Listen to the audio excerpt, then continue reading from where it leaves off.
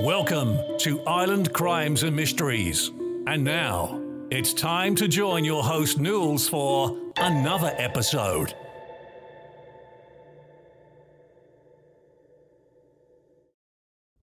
Hey guys, and welcome to another episode of Ireland Crimes and Mysteries.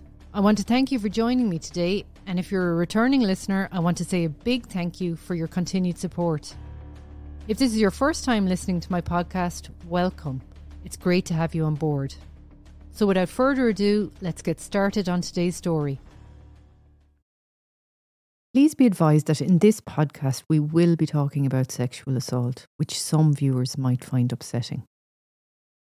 Today we are heading to Galway City, which sits on the west coast of Ireland, looking out onto the Atlantic Ocean towards America. Described as wild and bohemian on its official webpage, Galway is a medieval city steeped in history and always bustling with locals and tourists alike. From Eyre Square to the Spanish Arch to the Galway Cathedral, there's lots to see in the city.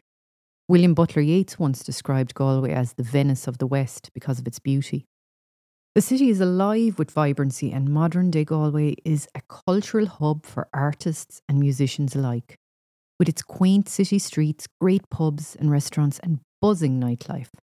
Galway is a must-visit for anyone coming to Ireland.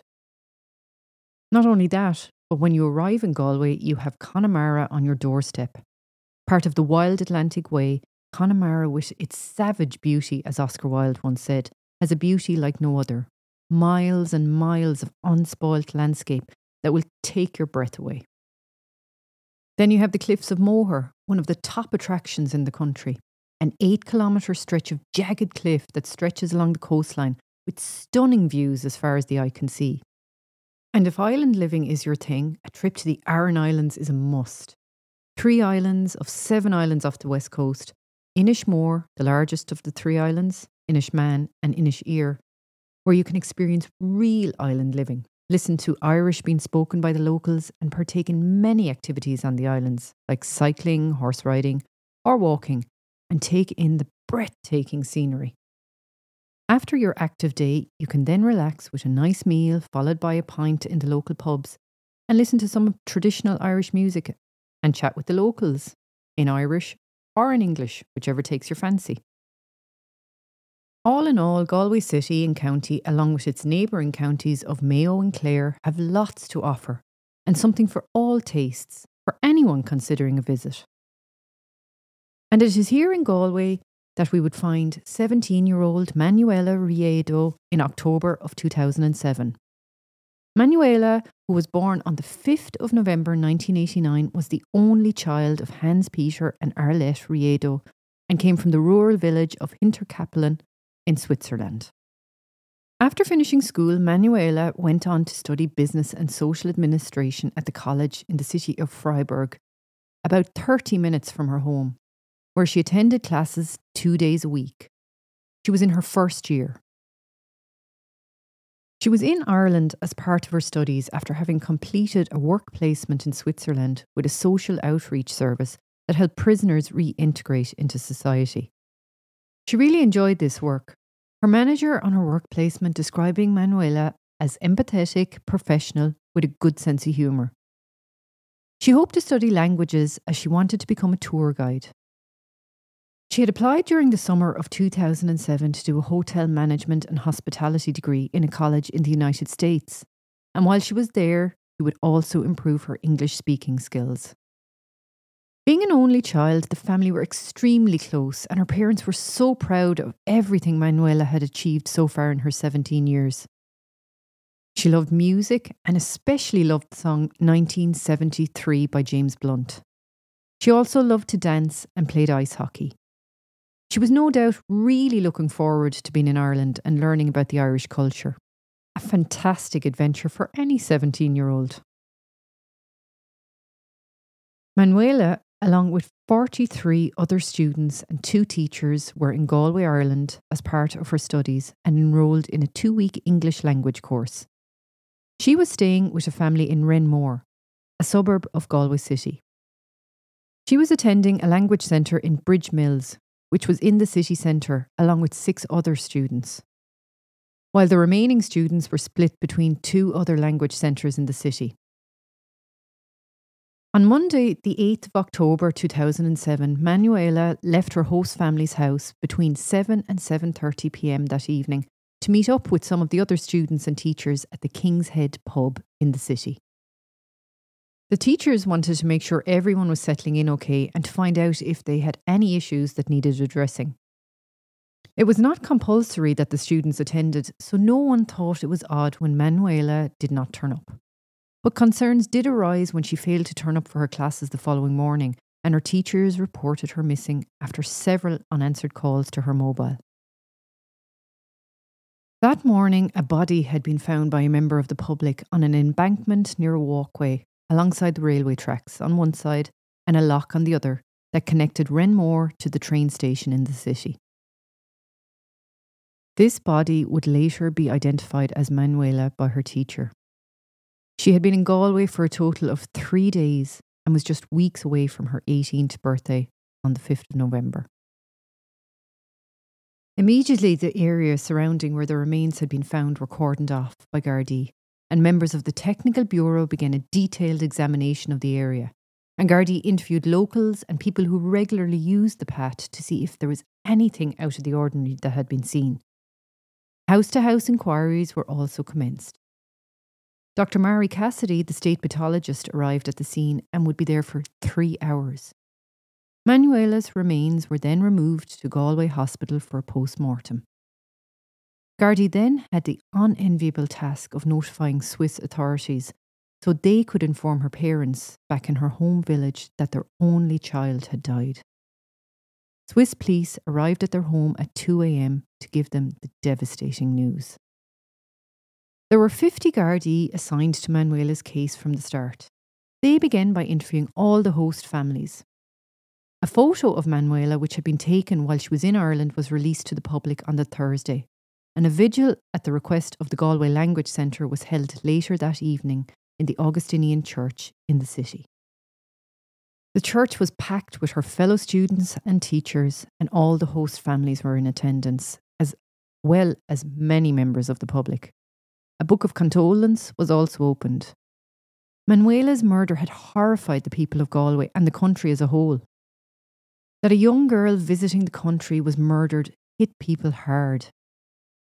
Manuela had been under the impression Galway was a safe place and did not see any danger in walking into the city on her own that evening.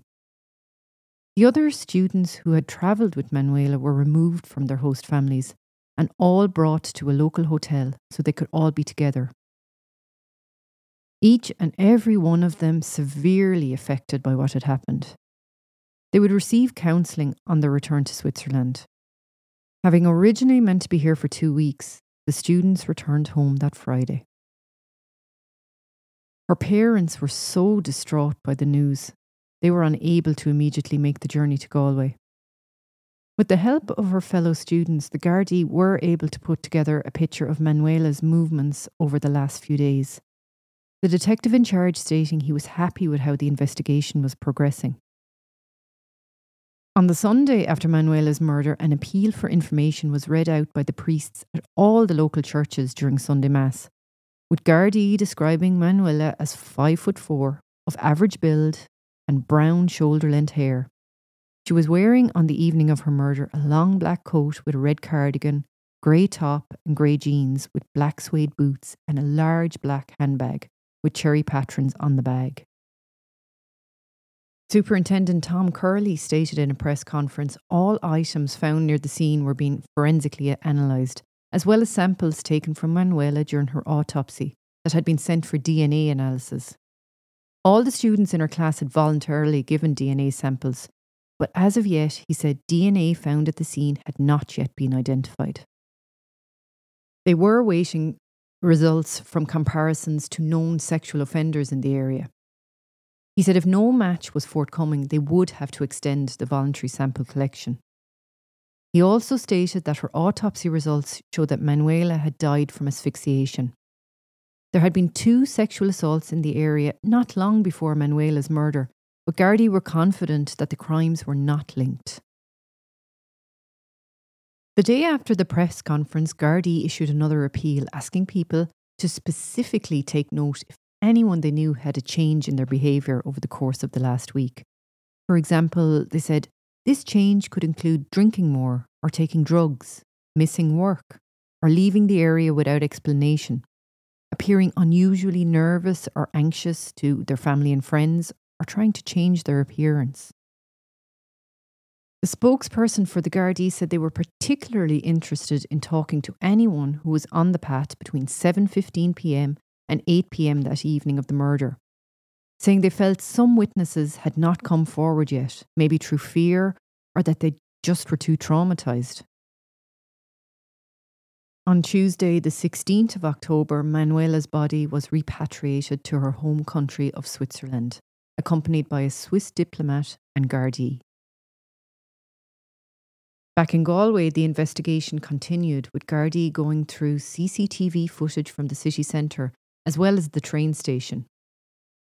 The passengers on the last train to arrive at the station after the time of the murder were also urged to come forward to be interviewed. Taxis on duty at the time were also asked to give statements. No stone was being left unturned. Several witnesses had said they had seen Manuela in the city that evening. These statements proved false, as she did not appear on any CCTV from that evening. The general consensus was that Manuela had been attacked not long after leaving the house she was staying in to make the journey into the city. On Thursday, the 18th of October, 2 men and a woman in their mid to late 20s were arrested in Salt Hill just outside the city at 7:15 a.m. The men were taken to a Garda station in the city and the woman to a station in Gurt. A few hours later, a third man was arrested and brought to the station in Lochray. One of the men was arrested in connection with the murder, while another 2 were arrested on suspicion of withholding information. After the arrests, a few houses and lane around Dr. Mannix Road area of Galway were also searched. It was suggested at the time Gardaí were looking for clothing and a weapon used during the attack on Manuela. During this time, the loch near where Manuela was discovered was also searched by members of the Garda Sub-Aqua team. The woman and one of the men were released later that night, with Gardaí stating a file was being prepared for the DPP. The 2 remaining men were held on remand at Galway Garda Station. Then, that evening, another service of remembrance was held for Manuela, with her host family in attendance. This took place at the local parish church in Renmore. 17 candles were lit to represent each year of Manuela's life, along with a Swiss flag being placed by the altar. Flowers were also placed by the altar to represent the sadness of the locals at what had happened to this young, vibrant girl in their city. Then, on October the 19th, one of the men held in custody was charged with Manuela's murder. 27-year-old Gerard Barry of Rahoon, Galway, appeared before a special sitting of the Galway City Court that morning. He entered the court to the heckles and shouts from a very angry crowd that had gathered. Appearing agitated and somewhat aggressive, he wrestled with Gardaí as they entered the courthouse and even lunged at a photographer who was snapping shots of him. He did not speak while in court and was remanded in custody to Castlereagh Prison. He was again met with jeers from an ever-increasing crowd as he was led from the courthouse. Gardaí surrounded the Garda car in an effort to keep the angry crowd from consuming it before they drove off. People were so disgusted by what had happened, some firing items at the car in an attempt to hit it. That very day in Switzerland, Manuela's funeral would take place. Massive crowds, including the Irish ambassador to Switzerland, were in attendance. Described as a priceless treasure, Manuela's parents were comforted by family members and friends. The Irish ambassador saying that all of Ireland mourned with her family. He went on to say that no words could be spoken to ease the sense of grief. The feeling, he said, being one of deep distress. After the service, balloons were released outside the church. On Friday, the 26th of October, Gerard Barry was back in court. This time he entered the courthouse with his head covered. Superintendent Sean Ward told the court that a significant amount of work was yet to be done and they were awaiting the results of some forensics. The judge remanded Barry for another 15 days to allow this evidence to be gathered.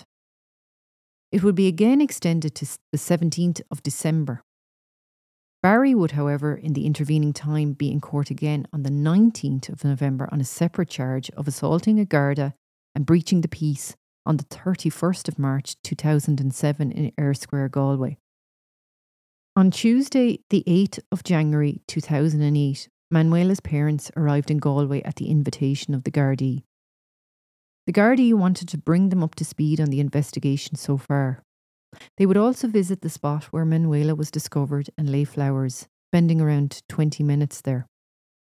They did not engage with the media while they were on their visit, but did release a statement.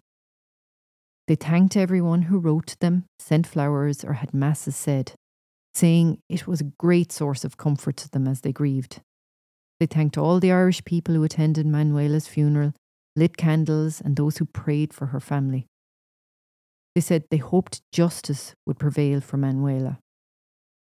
Barry was back in court the following week, and Gardaí asked for another extension as they were making further recommendations to the DPP in relation to additional charges. After some toing and froing with the defence, the Gardaí explained that the case was 80% forensic based and they were awaiting results due in the following week, and from there a file would be sent to the DPP. By now, Barry was in custody for 3 months. Barry was remanded for another 2 weeks. The file was sent to the DPP in mid-February. The court was informed that there would be over 200 witnesses in the case. The book of evidence was served to Barry's legal team in March, and he was sent forward to face trial. The trial would begin in the Central Criminal Court in Dublin on Monday, the 9th of March 2009, with Justice Barry White presiding, and with a jury of 6 men and 6 women. He was charged with murder as well as additional charges of theft of a mobile phone and camera. He pleaded not guilty to all the charges. Manuela's parents, as well as her aunt and a couple of her teachers and a friend, travelled from Switzerland to Dublin for the trial. The day after the trial began, Barry changed his plea for the theft of the mobile phone to that of guilty. The opening statement on behalf of the state was given. In it, it was stated that DNA found at the scene of the crime linked Gerard Barry to the attack and subsequent murder of Manuela. It said how Manuela's camera had been recovered from Barry's bedroom and that a mobile phone that he had sold was traced back to Manuela by the investigating team. Then the man who discovered Manuela on the walkway that morning gave evidence. He had been walking to work on the morning of the 9th of October 2007. He said he first noticed a rucksack as he was walking along the path in what he described as a load of bushes, and nearby it was a purse. As he went closer to inspect what he had seen, he noticed something pale in colour, and as he moved nearer, realised he was looking at the body of a young woman. The upper half of the body was covered with a coat. He immediately called the emergency services. He then told the court that he had walked that very path that evening before, but had not noticed anything in that area then. As well as the emergency services, a local GP attended the scene, and in the evidence box he stated he had arrived at the scene at around 10:45 that morning. He said Manuela was lying face up on the ground with her right leg bent at the knee. He said on examination he observed her pupils to be fixed and dilated and she had no pulse. He also noted an abrasion on the left side of Manuela's forehead and bruising to her neck. He pronounced her dead at 11:05. One of her teachers took the stand and described how the group of 43 students arrived in Galway on Saturday the 6th of October. He said all their accommodation had been arranged by the language schools in Galway. That Monday, the teacher said he met a colleague for food at the King's Head pub, and they were later joined by some of the students. He said he was at the pub with the students until around 11 p.m, but Manuela was not there. He said he tried contacting her the following day when she had not turned up for class. He said he also sent text messages, but they did not even get delivered. Some of the students were having no luck reaching her either, so he took it upon himself to report her missing around lunchtime that day. Another one of the teachers took the stand then and said she had been the person to identify Manuela's body later that evening at the hospital. On day 2 of the trial, Dr. Mary Cassidy, the state pathologist, was called to give evidence. She stated Manuela had died as a result of compression of the neck due to contact, suggesting it may have occurred by Manuela being grabbed in a headlock type manoeuvre, saying the marks to her neck were suggestive of strangulation. She also stated she had a gaping wound that she described as unusual on her left groin area, which she said was more than likely inflicted after death with a sharp object, most likely a knife. She also had a laceration to the back of her head, which was either from being struck by a blunt object or her head coming in contact with a hard surface. She said she had more minor facial injuries consistent with blows to the head, and said there was no evidence of a struggle. This evidence, of course, was very distressing for Manuela's parents in the dock, who were hearing it all through a translator. They wept openly as Dr. Cassidy spoke. Manuela's friend also gave evidence. She was staying with a host family in Renmore too. She said how she and Manuela had both walked that very route into the city earlier that Sunday. She said they had gone into the King's Head pub that afternoon and Manuela had only chatted with a few of her fellow students. She had not spoken to anyone outside their circle. She said they also walked the same route on the Monday morning and went into the King's Head, which was fast becoming their favourite hangout. Again, she said Manuela just socialised with her own group and had not drank any alcohol. They went back to Renmore later in the afternoon and made arrangements to meet up in the pub later that evening after dinner. She said that was the last time she saw Manuela. She became tearful as she recounted this to the court, the moment they parted ways in Renmore. She said she went back in that evening but did not see Manuela at the King's Head. She said she texted her that night but received no reply. Then she rang Manuela on Tuesday morning but got a message saying the number was no longer in service. A member of the host family Manuela stayed with then took the stand. He recounted how he had shown Manuela a map of the area that Monday evening. He said he had advised her not to go via the walkway, as despite it being a shortcut, it could be a very lonely and quiet spot. One of the Gardaí that had been at the scene the day Manuela was discovered described how he had found a used condom nearby that had been caught up in undergrowth. He also found a button that was from her coat. He was also involved in searching Gerard Barry's home the day he was arrested. He stated how he found a camera in his bedroom which had been used by Barry and belonged to Manuela. A mobile phone expert gave evidence saying he provided Barry's phone records to the Gardaí. He said between 6:56 and 7:12 that day, 3 texts as well as a phone call had pinged from a tower in the Renmore area. A detective gave evidence of a statement made by the defendant on the 16th of October 2007. He had originally refused to give the Gardaí his whereabouts at the time of Manuela's death. But then he agreed to make a written statement in which he said he woke at around 3 p.m. that day and one of his brothers and a brother-in-law called to the house an hour later. He said they then drove around in his car going to Salt Hill, where they were there between 4 and 7 that day. He said they all went back to his brother's house after that, ate some food and watched TV, and he was then dropped home at around 10 p.m. He said he was nowhere near the city that day at all. He said he had not used that pat in over 3 weeks. The last time he'd used it was to go to his mother's house in Renmore, and he said he had never met Manuela. His brother and brother-in-law's statements differed from his.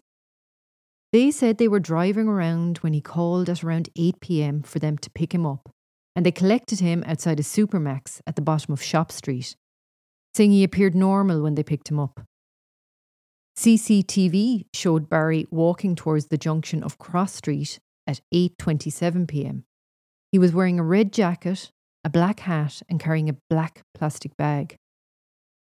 A Garda stated that when Barry was shown a still from the CCTV, he said it was not him. saying the guy in the picture was taller than him and he did not own a red jacket or a cap like that.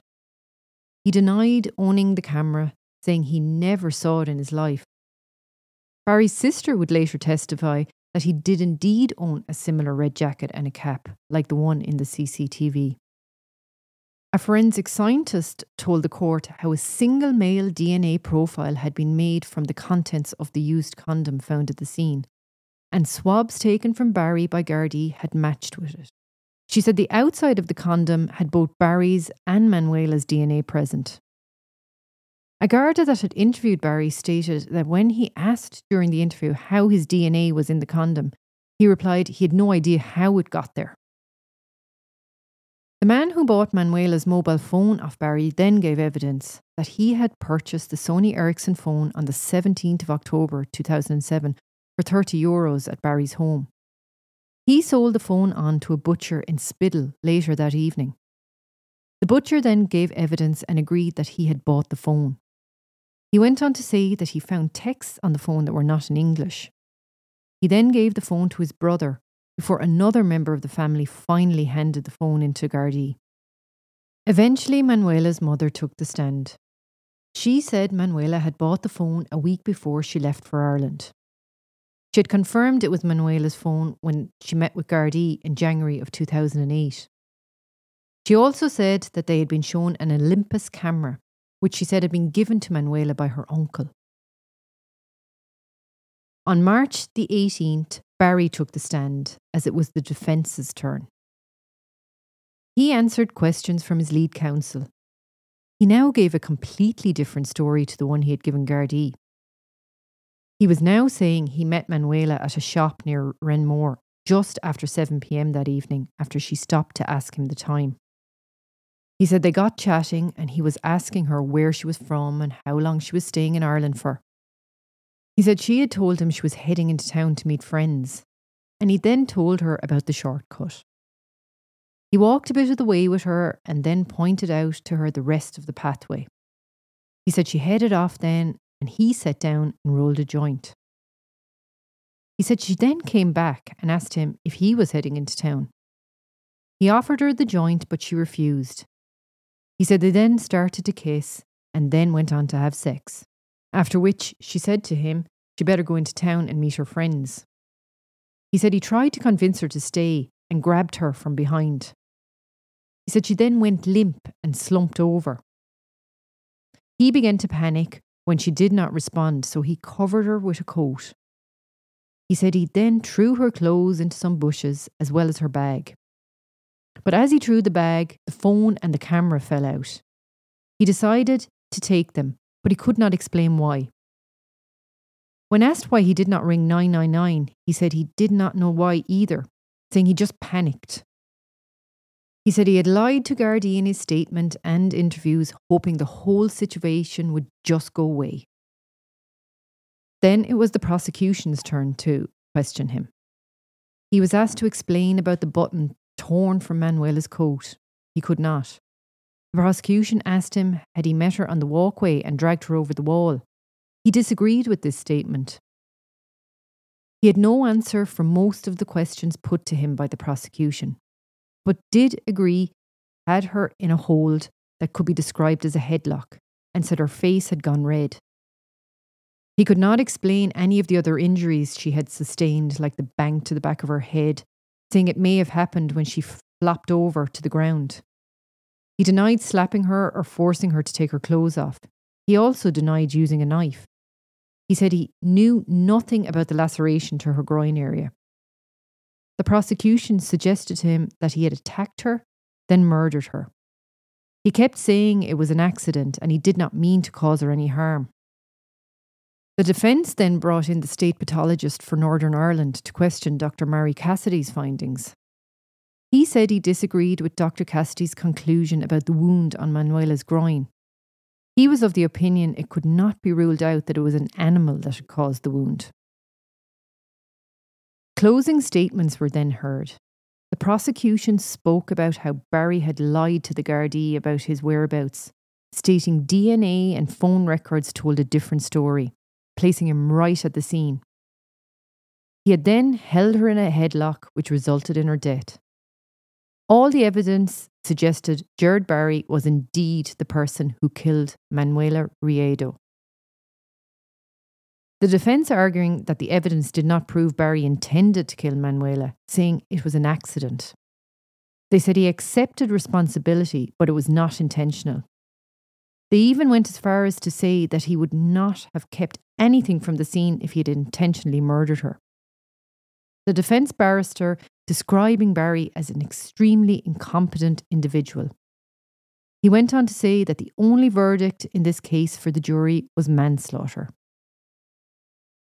And with that, deliberations began. The jury were sent home soon after to return the following morning to continue. After little more than 2 hours, they had their verdict. With a majority verdict, all jurors found Gerard Barry guilty of Manuela's murder. He did not react to the verdict. Manuela's father, Hans Peter, read the victim impact statement, describing her as a good friend, a good student, and saying she was their pride and joy. They were so happy to have such a daughter. He went on to say that Manuela was the centre of their lives and their sunshine. They were so proud of her. We can't really put into words what the death of our beloved daughter has taken away from us. You have robbed Manuela of 60 to 70 years of her life and taken the future away from us, her parents. I will never lead my daughter as a bride to the altar, and my wife will never knit baby clothes for a grandchild. And we won't have anyone to look after us when we're old. We were able to watch Manuela grow up from a little baby to a unique, wonderful person. With her special manner, she was loved and respected by everyone, he said. Detective Inspector P.J. Durkin told the judge about Gerard Barry's checkered past. He stated he had many convictions, including a 5-year sentence for a vicious assault in Eyre Square, which resulted in the death of a man back in 1996. He also served a 2-year sentence for sexual assault, which had been brought by an ex-partner of his. Then, in October 1998, he was charged with a burglary. During the burglary, an elderly man had been assaulted, resulting in him losing sight in one of his eyes. He went on to say that the family home had been one of violence, and Barry had been so exposed to violence from a very young age. Judge Barry White, after hearing everything that had been said, handed down the mandatory life sentence as well as 2 concurrent 5-year sentences for the theft of Manuela's phone and her camera. Judge Barry White then addressed Manuela's parents saying, "I hope you have seen the better side of the Irish nation. I trust you will find it in your heart to forgive the Irish nation for the grave injustice you have suffered." Manuela's father spoke on the steps of the courthouse after the sentencing, where he thanked the Irish Gardaí and the Swiss authorities for all their help. He thanked everyone who had given them so much support, those who sent flowers. He also thanked the city of Dublin for putting them up for the 2 weeks that the trial was on, saying that him and his wife could not have asked for a better daughter, and that everything Barry had said about their daughter was just lies. Her parents would go on to start up the Manuela Riedo Foundation. The foundation was set up to help victims of sexual assault. The inquest into Manuela's death took place on the 22nd of May 2009 in Galway. Dr. Cassidy gave evidence again of her findings from the post-mortem, and evidence from the trial was also heard. A verdict of unlawful death due to asphyxia caused by manual strangulation was returned. A recommendation was made that no student should walk the line alone at any time. The inquest was told that the route had public lighting installed since Manuela's murder. Her parents were not at the inquest. The Mayor of Galway did attend and said that Galway was a young person's city and extended the sympathies of the city to Manuela's parents, family and friends, and to the people of Switzerland. The coroner adding that it was one of the worst tragedies to have happened in the city. Then on the 28th of May 2009, a week after the inquest, Gerard Barry was again back in court. He appeared via video link from Cloverhill Prison. He pled guilty to sexually assaulting a 21-year-old French woman in Galway in August of 2007 at 2:20 p.m. 2 months prior to his attack and subsequent murder of Manuela. He had initially decided to plead not guilty, but changed his plea to guilty. The judge ordered him to be remanded back into custody for sentencing at a later date and ordered him to be put on the sex offenders register. The following morning after the attack, the French girl had gone to the hospital. She was so distraught she had to write down what had happened to her. She then reported the assault to the Gardaí. After the assault had taken place, Barry would assault his ex-partner later that same day. She rang this into the Gardaí as well. Realising both attacks had occurred in the same area, Gardaí arrested Barry at the home of his parents and seized his clothing. The clothing had bloodstains on it. Gardaí also noticed that the clothing matched that of the clothing described by the French girl after her attack. While he was in custody, the French girl had made an identification from a distance for the Gardaí. This had taken place on the street as Barry had refused to participate in a lineup or answer any questions. He also refused to give a blood sample, but he did give a throat swab. Unable to charge him at the time, he was released. On the 19th of August 2007, he appeared in court charged with the assault on his ex-partner. Despite Gardaí opposing bail, it was granted. This meant Barry was actually out on bail when he attacked Manuela. A DNA match was made on the 12th of December 2007 from the sample of saliva Barry had given Gardaí and samples taken from the French victim. He had first appeared in court in relation to the attack on the French girl on the 9th of April 2008. In a victim impact statement from the French girl who did not attend court, she said, quote, "I am just another person on his list. He doesn't feel sorry or concerned about what he did to me. He is not human or a man. He is a liar, a rapist, and a murderer. He must be punished for what he did." His defence saying that when these acts were committed, he was under the influence of drink and drugs, making reference to his troubled childhood. He finished off by saying Barry had plenty of time to think about what he had done and was feeling deep remorse for his actions and how they had impacted others. The judge adjourned the case to give himself time to consider his verdict. On Friday, the 24th of July 2009, the judge handed down 2 life sentences to Gerard Barry. The judge went on to say, given Barry's past history, he was very highly likely to attack or kill someone again if free. In October of 2009, Manuela's parents were back in Galway to mark her 2nd anniversary, where they attended a concert in Salt Hill, which was held to raise funds for the foundation in Manuela's name. Balloons were released on a beach to mark her anniversary, and her parents were joined by Colin Phelan's family. He was the victim of the 1996 assault in Eyre Square by Barry. In 2010, he was back in court to face the charges for the assault on his ex-partner. He would be found guilty of this assault. He was sentenced to 6 months for the assault on his ex and 6 months for assaulting his 2-year-old son that same night. He was also handed down 5-month sentence for assaulting 2 Gardaí in Eyre Square in 2007. He appealed the sentence, but it was upheld in October 2010. All the sentences were to run concurrently. On the 3rd anniversary of Manuela's death, a concert was held to raise money for the Galway Rape Crisis Centre. Her mother saying that something that had started out as such a tragedy, them losing their only child, had now turned into something beautiful and positive. Since then, Manuela's parents have made frequent trips to Galway, as they see it as the last place she called home, saying it's where they feel closest to her. The foundation has gone from strength to strength as all monies collected go to rape crisis centres, and this gives joy to her parents as they feel it is helping other people who have gone through what Manuela went through and survived hope for their futures, something Manuela was denied. This is Manuela's legacy and an assurance that she will never be forgotten in Ireland, and especially in Galway. So guys, that's it for today's episode of the Ireland Crimes and Mysteries podcast. Again, thanks for your listenership, and don't forget to subscribe to the show and hit that auto download so you never miss an episode. Until the next time, keep your eyes open and your mind curious.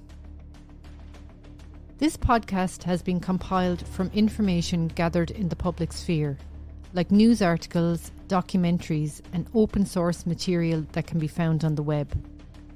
Everything in this podcast is alleged unless a conviction has taken place. You've been listening to Ireland Crimes and Mysteries. Join Nules for another episode, coming real soon. And keep up to date by following our social media sites, our YouTube channel, and our website, irelandcrimesandmysteries.ie.